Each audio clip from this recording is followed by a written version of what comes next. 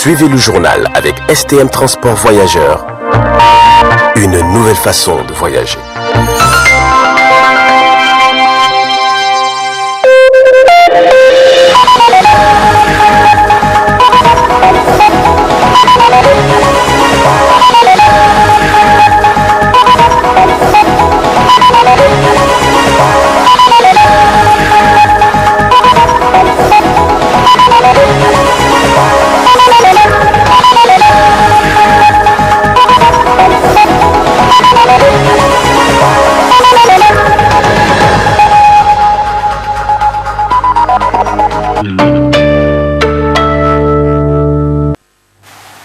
Chers téléspectateurs, bonsoir et ravi de vous retrouver sur cette grande édition d'information de 20h15 sur le miroir de la femme.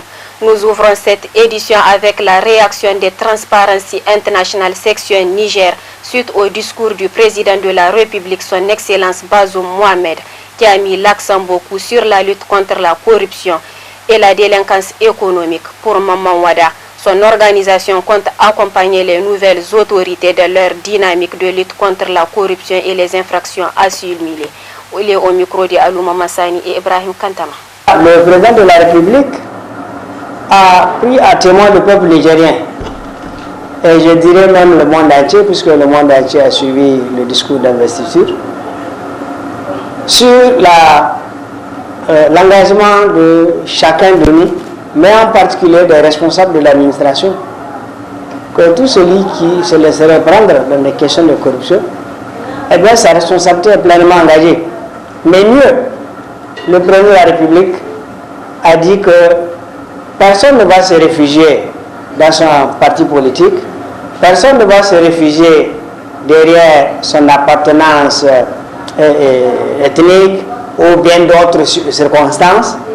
Donc, il n'y aura pas d'impunité. Le mot impunité a été prononcé par son Excellence, Monsieur le Président de la République. Nous pensons qu'il s'est engagé à lutter contre l'impunité. Je pense que le discours du Président de la République sur le phénomène de la corruption, sur la promotion de la bonne gouvernance, à notre avis, est un discours fort, d'une forte tonalité, qui nous dit qu'une nouvelle ère va s'ouvrir, n'est-ce pas, par rapport à la lutte efficace contre la corruption. Je pense que nous sommes d'accord avec lui. Nous pouvons lui accorder notre confiance par rapport à la lutte contre ce phénomène qui est un phénomène monstrueux. Il faut nécessairement beaucoup de volonté politique. Il faut beaucoup d'engagement pour que tous les citoyens comprennent que la lutte contre la corruption est un combat de vie ou de mort. Parce que si quelques personnes peuvent s'emparer des ressources au profit de la majorité, si pour des raisons de corruption on ne peut pas forer un puits, on ne peut pas trouver de l'eau potable, si pour des raisons de corruption on ne peut pas construire une maternité ou un dispensaire, ou si pour des raisons de corruption on ne peut pas garantir la sécurité par-ci par-là, nous pensons que le péril est majeur. Il faut nécessairement combattre le phénomène de la corruption. Et le président de la République l'a compris, il l'a affirmé, il l'a dit. En conclusion, nous pouvons lui faire confiance. En tout cas, Transparency International lui fait confiance, justement pour que ce combat soit véritablement engagé. Et il y a eu beaucoup de réformes dans ce pays. On a créé beaucoup d'institutions, on a amélioré des lois. Ce qui reste à faire, c'est de les appliquer. Ce qui reste à faire, c'est de lutter efficacement contre la corruption et de donner aux institutions qui sont chargées de lutter contre la corruption les moyens nécessaires, les moyens indispensables et qu'ils aient une autonomie financière, n'est-ce pas, pour combattre le phénomène. Et notre engagement, nous, au niveau de Transparency International, il reste constant, il reste permanent. Nous allons dénoncer. C'est notre rôle en tant qu'acteur de la société civile. Nous allons mener l'action de veille. C'est notre rôle. Nous allons alerter et nous allons proposer des réformes.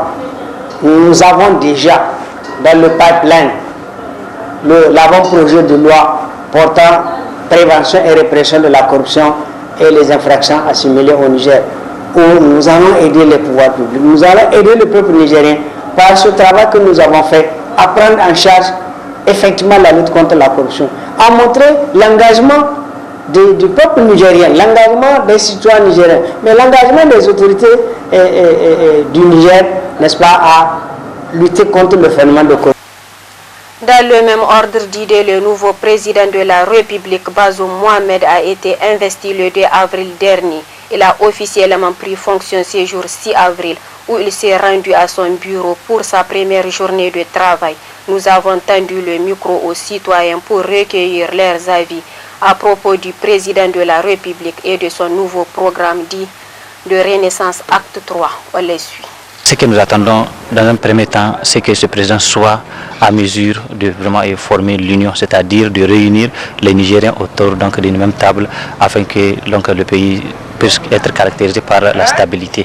S'il a la volonté de faire mieux, je crois qu'il sera capable pour des raisons évidentes. Premièrement, il a une expérience parfaite de la gestion, sinon des affaires publiques du Niger, parce qu'il a géré pendant 10 ans.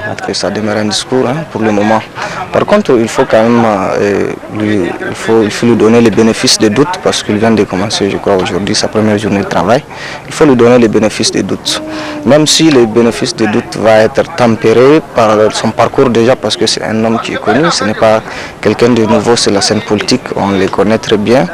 Là, il a occupé beaucoup de postes de responsabilité, il a fait ce qu'il a fait, et c'est quelqu'un qui, sur la scène politique, c'est particulièrement illustré par ses prises de position sans réserve, sans retenue et souvent très exagérées. Alors, il n'a jamais été président. Il est certain qu'avec la nouvelle fonction, la fonction présidentielle, il va peut-être revoir la copie, il va changer de position sur certains sujets.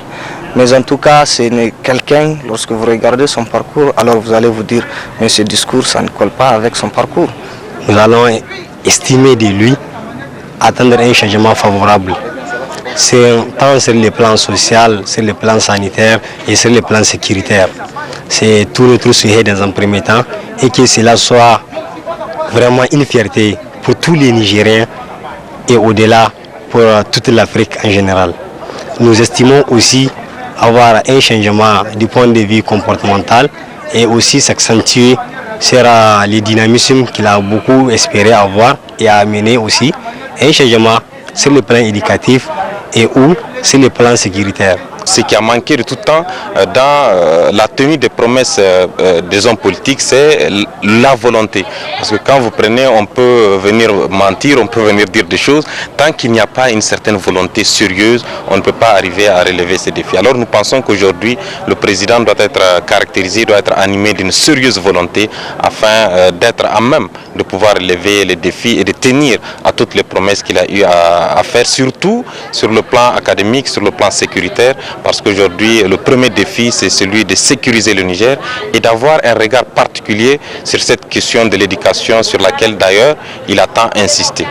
Quand il faut se dire les vérités, c'est l'application qui cause toujours le problème, parce que les acteurs politiques nigériens, quand on les écoute et qu'on observe ce qu'ils font en général, vous allez voir, c'est tout à fait différent. Mais quand même, on peut l'accorder toujours les bénéfices de doute.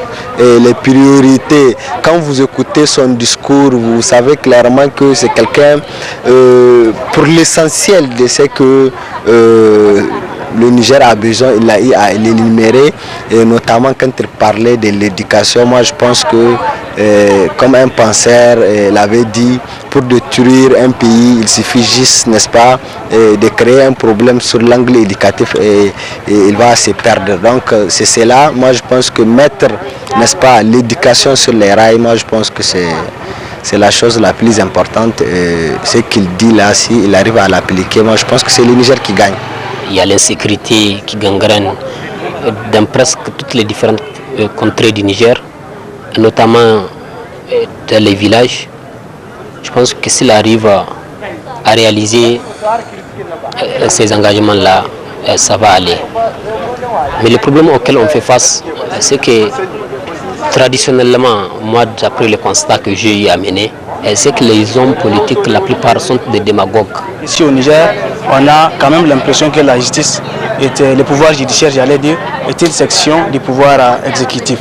et il faudrait à ce que cela change. Et pour que cela change, il faut des réformes, notamment au niveau de la présidence du Conseil supérieur de la magistrature. Un conseil qui est dirigé par le président de la République. En un mot, ça veut dire que c'est le président de la République qui est le maître des carrières de l'ensemble des magistrats du Niger. Et c'est ce que je trouve écœurant. Le plus chagrinant dans cette affaire est que c'est juste une tradition française que le Niger a colportée et puis le Niger l'applique sans état d'âme. Or que c'est vraiment c'est quelque chose qui ne répond pas à nos réalités sociologiques. Et je pense qu'il a été, pendant la 7e République, un fidèle du président Issoufou. Et ils ont promis aux Nigériens pas mal de choses. Beaucoup de promesses ont été faites. Et nous avons constaté que beaucoup de ces promesses-là n'ont pas été respectées. Et nous profitons d'abord encore de ces micros pour vraiment lancer un appel à ce que vraiment les promesses qu'il a eu à tenir soient vraiment respectées. Notamment, le président de la République a fait aussi la promesse de se réconcilier avec les acteurs de la société civile à l'occasion de son investiture. Quelle est la réaction de cette dernière face à cette promesse? Élément de réponse dans ce reportage de Mohamed Issoufou sur les images de Abdelmoumouni Abdou.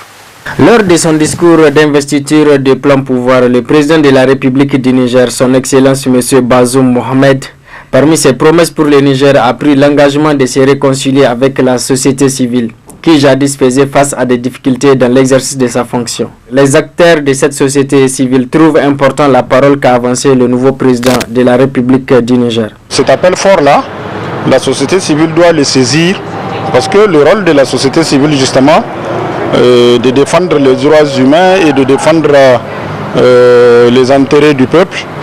Donc, s'il n'y a pas de relation, s'il n'y a pas de relation de nature à créer les conditions d'harmonie et les conditions d'échange et de dialogue entre les acteurs politiques ou les dirigeants et la société civile, il se trouve qu'il ne peut pas y avoir de solution et il ne peut pas avoir de règlement, en tout cas de revendications sociales, entre autres que la société civile réclame. Donc, l'appel du président, de mon point de vue, doit être pris comme étant un appel à l'apaisement du tissu social et qui peut permettre aujourd'hui à ce que l'ensemble des acteurs de la société civile nigérienne puissent saisir l'opportunité afin de créer les conditions, comme je le disais tantôt, pour que les relations soient des relations en bonne ou due forme avec le pouvoir d'État. De ces faits, M. Bio Abdrahman, acteur de la société civile, invite tous les acteurs de la société civile à répondre à cette main tendue du président de la République du Niger et venir à bras ouverts pour la paix, la réconciliation et pour un Niger émergent et prospère. Parlons à présent de l'éducation dans cette édition. Le stage en milieu professionnel est nécessairement intégré à un cursus pédagogique scolaire ou universitaire car l'éducation ne se limite pas entre les 4 murs de l'école. Je vous propose de suivre Abdou Souley, secrétaire général de l'UDTN, sur l'importance et la situation du stage en milieu scolaire. Depuis 2010, il y avait eu ce qu'on appelle la réforme du système éducatif nigérien à travers l'institutionnalisation du système LMD qu'on appelle licence master doctorat, dont la formation a été professionnalisée.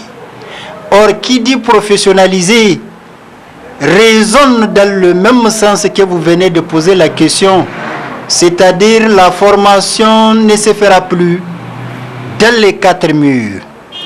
Il y aura ce qu'on appelle, quel qu'en soit l'élément constitutif que vous prenez, il est scindé à un certain nombre de prérequis.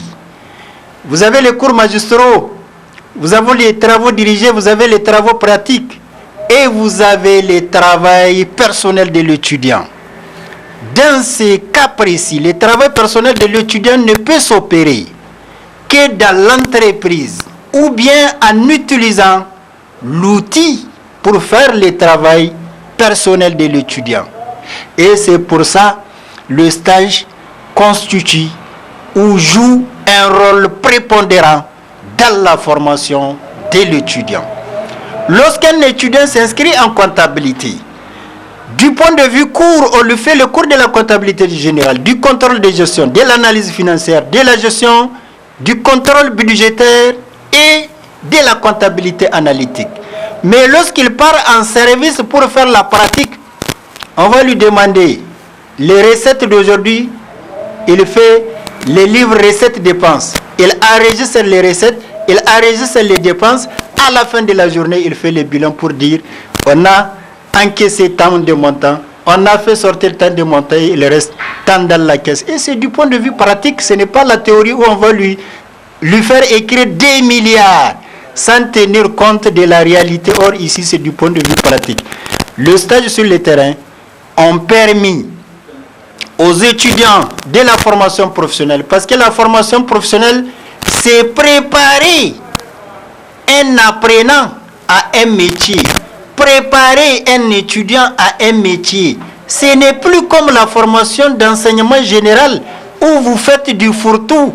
À la fin, on ne sait pas quelle est la spécialité que l'apprenant a maîtrisée. Maintenant, ayant fini de préparer cet apprenant à un métier, il faudrait l'amener sur le lieu de stage, tant au niveau de la première année pour qu'il puisse faire les stages de découverte, voir le fonctionnement de l'entreprise, comment elle se présente. Il fait à partir du troisième semestre le stage de découverte et à la fin du quatrième trimestre ou après l'obtention de son brevet de technicien supérieur, il fait le stage pratique en entreprise qui va lui permettre de voir ce qu'il a fait en théorie et ce qu'il a fait en pratique. Quelle différence y a-t-il? Et ici, du point de vue pratique, il sera formé pour qu'il puisse faire de façon pratique ce qui lui a été demandé dans la spécialité et dans la mention où il s'est inscrit. Nous poursuivons cette édition avec la formation professionnelle qui occupe une place importante dans le système éducatif car fondée sur la théorie et la pratique, notamment les sorties pédagogiques des étudiants. Quelle est l'importance des sorties pédagogiques des étudiants? Élément de réponse dans ce reportage de Aïssa Adamou à côté Abdul Moumouni Abdou. Dans le cadre de la formation professionnelle, il est prévu pour les étudiants des visites de terrain dont l'objectif est d'enrichir les connaissances reçues en classe, permettant d'aller en contact de certains équipements et installations afin de cerner de façon pratique leur fonctionnement. Le coordonnateur de l'ECAM est revenu sur l'importance et l'organisation de ces sorties pédagogiques. Les visites d'entreprise qui consiste à faire sortir les étudiants hors des classes pour aller sur le terrain, faire des visites d'entreprise pour qu'ils puissent un peu goûter ce qui se passe en entreprise, pour qu'ils puissent avoir l'idée de ce qui les attend à la fin de leur formation. Là, ça vient au retour, on constate qu'après ces sorties, l'étudiant se met dans un degré d'engouement et commence par prendre au sérieux sa formation. Parce qu'il ne sert à rien de former et déposer. On forme sur un marché. Donc un étudiant, un apprenant qui n'arrive pas à découvrir les secrets du marché, il ne peut pas savoir l'importance de la formation qu'il y a dessus sur le banc ou bien sûr dans les salles. Donc par là, après vie d'entreprise, on fait aussi des voyages d'études. C'est des sorties pédagogiques aussi bien sûr. Les voyages d'études, il a plusieurs aspects. Premier aspect, c'est de faire sortir l'étudiant d'abord dans son environnement d'études qui est le milieu dans lequel il fait l'étude. Donc on peut faire des sorties nationales, on peut faire des sorties internationales hors du pays même quoi, pour que les étudiants puissent aller s'adapter maintenant à une autre type de civilisation, une autre façon de comprendre l'enseignement qu'il est en train de subir et une autre chose de découvrir les nouvelles infrastructures de certains milieux que l'étudiant n'arrive pas à connaître. Malgré qu'ils sont d'une grande importance, force est de constater que ces sorties pédagogiques sont entravées par plusieurs facteurs. Vous le connaissez que nous sommes dans un milieu purement islamique et l'indépendance totale côté jeune fille ici est un peu remise en cause. Donc toutes ces sorties-là, souvent les parents qui ont leur fille à l'école, on a toujours un problème d'autorisation pour eux. Pour les garçons, il n'y a pas de problème. au niveau des filles, en tout ce problème d'autorisation, il va falloir que certains membres de l'association partent pour aller se porter garant. Tout ça là. Et aussi, nous avons toujours des problèmes de moyens de déplacement, surtout si c'est à l'extérieur. Nous, comme on a cherché à avoir des conventions avec les universités publiques ici, avec eux, on prend les bus. Donc, ce problème-là, chaque fois, on écrit à nos ministères tuteurs pour qu'ils puissent nous accompagner dans ce genre de sorties pédagogiques. Ne serait-ce que, par exemple, le matériel roulant. Donc, parce qu'il y a un garage administratif du pays qui est là, qui peut toutefois nous accompagner. Mais on écrit des lettres, mais jusque-là, jusqu'à preuve du contraire, on n'a jamais eu de retour. Donc, on fait avec nos moyens au bord. On a cherché maintenant à signer des conventions et partenariats avec des transports voyageurs. Là, donc, c'est eux qui nous appuient un peu par rapport au déplacement. Il semble que la théorie seule ne résout pas les problèmes et il est nécessaire d'en joindre la pratique. Ces sorties pédagogiques permettent aux étudiants de comprendre beaucoup mieux les choses de façon pratique et sont aussi d'une grande utilité, surtout dans le domaine de la formation professionnelle. Depuis février 2021, plusieurs foyers de grippe aviaire H5N1 ont été découverts à Niamey. Les fermes affectées sont victimes d'importantes pertes économiques, tandis que le gouvernement tente de stopper la progression de la zoonose à travers une série de mesures. Éléments de réponse dans cet élément du studio Kalangou. Depuis le mois de février 2021, Niamey, la capitale du Niger, fait face à plusieurs foyers de grippe aviaire. Hautement pathogène à virus H5N1 selon le ministère de l'élevage. Cette zoonose a occasionné d'importantes pertes pour certaines fermes avicoles. C'est notamment le cas d'Avi Niger, une ferme moderne spécialisée dans la production avicole. Nous avons été confrontés avec des mortalités importantes à partir du 25 février. Et donc, quand je dis importante, c'était 80, 100 morts par jour. Nous avons eu la réponse du laboratoire le 2 mars et nous avons donc appris à ce moment-là que nous étions infectés par la grippe aviaire hautement pathogène, donc la H5N1. Et donc ceci a été une très mauvaise nouvelle pour nous puisque c'est la grippe la plus dangereuse qu'on puisse avoir dans le monde avicole. Donc on a essayé de tout de suite sauver le reste du cheptel parce qu'on sait que cette grippe est très contagieuse.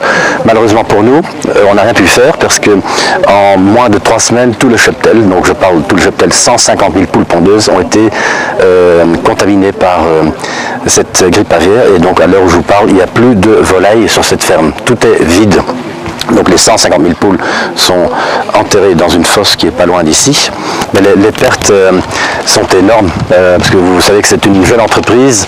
On vient d'investir 4 milliards dans cette ferme. La valeur comptable de ces poules est de l'ordre de 490 millions, mais la perte d'exploitation, c'est-à-dire c'est les manques à gagner qui vont suivre les mois suivants, sont beaucoup plus importants. Si cette ferme ne trouve pas un minimum de capacité de production dans les prochains mois, ben notre perte d'exploitation va être à plus de 1 milliard de francs CFA. Pour éviter la propagation de cette maladie, le gouvernement a pris quelques dispositions, comme l'explique le directeur des inspections de vétérinaires. Bon, déjà vous voyez bien que les femmes qui ont été déclarées contaminées, déjà on a procédé à la destruction des animaux. On pense qu'à partir de ça, peut-être ça sera limité. Et que c'est possible en fonction de l'évolution, qu'on prenne des dispositions pour protéger la ville de Niamey. Empêcher déjà depuis longtemps l'entrée de volailles de la zone des pays contaminés interdite. Notamment les pays contaminés qu'on a les plus proches, c'est le Nigeria. Depuis longtemps, on a pris des dispositions pour éviter à ce que les animaux viennent. Mais malheureusement, les portes, il y a trop de porosité au niveau des portes. Donc, c'est pas facile de prendre toutes les dispositions pour empêcher des fraudes. Mais actuellement, il est interdit de faire venir les animaux des zones d'un pays contaminé. Et que cet arrêté-là, il est mis en activité, il est actif. La douane, elle essaye d'assister quand même le service de l'élevage pour que ce soit respecté.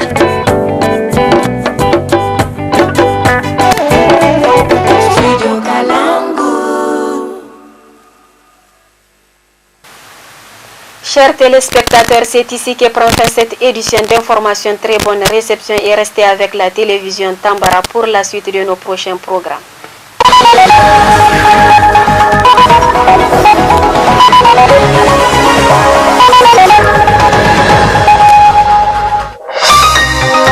Ce journal vous a été présenté par STM Transport Voyageurs.